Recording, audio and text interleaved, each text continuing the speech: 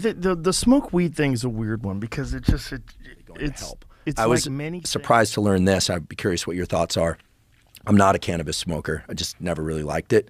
But I had a guest on my podcast named Paul Conti. He's an MD, mainly works on trauma, incredible trauma therapist, and has written about trauma, wrote the book on trauma that I think is the one in my opinion. And then we got into a discussion about like different substances and do they have application. So we talked about ketamine, et cetera.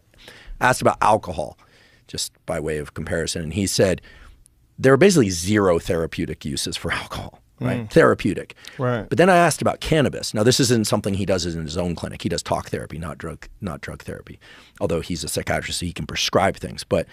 And he said, cannabis is interesting and it may actually have some therapeutic potential, but the main effect of cannabis is to narrow attention and focus. It actually can increase attention and focus. Now, the problem is it's not a very good filter, so people can narrowly attend to just video games or just to their anxiety if they're already anxious. That's a problem.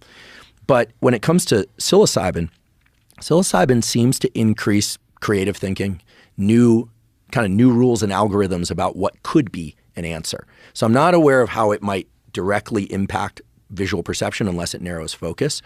But most of the drugs that impact serotonin are going to increase focus to some degree or another.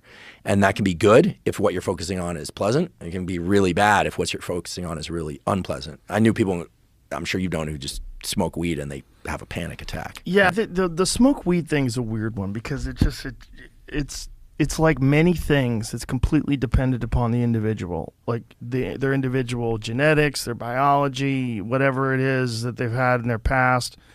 I know people that smoke marijuana and they're high functioning, and I know people that smoke marijuana and they don't get anything done. And I don't know if they're related. Those two things are related. I think people who generally have drive and discipline, marijuana gives them a break. It gives them a nice just a little rest stop. And I think that's probably beneficial. And I also think it makes you a little kinder, a little more compassionate, a little more sensitive, which is probably very beneficial to someone who's hyper-focused. Like people that are like type A personalities and trying to get things done all the time. You smoke a little pot and you're like, what am I doing? Like, let's fucking relax a little. And then you get back to it. You're all right. I think there's a great benefit to that. But I should also say that it's very popular in the jiu-jitsu world. Oh, yeah. I always thought that had something to do with the kind of creativity part of it. Like that you can't plan jiu-jitsu. Right. You have to improvise. Yeah, it's like jazz. In a lot of ways. There's definitely that, but it's also the focus thing, that you're only thinking about that. Like while you're rolling, you're really only thinking about rolling. While you're smoking cannabis and then rolling, you're hyper-focused on it. And physical strength, you feel fine. You don't feel lethargic or anything. No, like not that. at all. I actually enjoy it. I actually enjoy it when I lift weights too.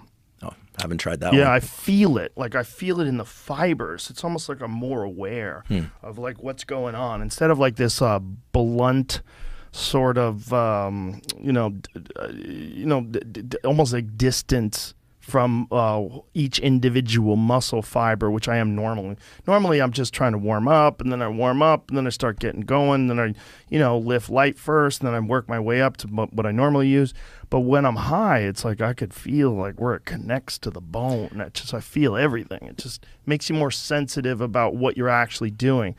And for martial arts techniques, particularly for striking, I feel like I incorporate leverage better into things. I have better balance in terms of like not trying to execute a technique when I'm off position, and it just makes me just more aware of like what's going on with my body.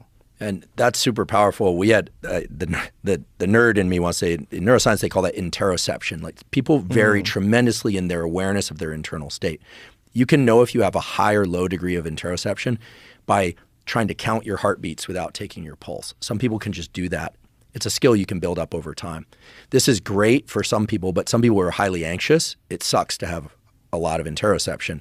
But we know, of course, that the mind-muscle connection is really powerful. And it's not just mind-muscle connection as a whatever they call it, bro science thing. The reality is that from peer-reviewed studies that if people focus on the contraction of a muscle during resistance training as opposed to moving the weight, right, something that's hard to measure if they're actually doing it, the strength and hypertrophy gains are much greater. I think it's like a 15%. I had Andy Galpin on the podcast, and he would know the exact number. But I always wonder about this, like in gyms where there are mirrors and people are watching themselves lift in the mirror. I mean, you're exterocepting. You're not focused as much as you could on the actual feeling. So, there's always a weighting between exteroception to the everything beyond the confines of your skin and interoception. And if cannabis allows more interoception, you can imagine that those workouts would be more effective in that way. But isn't it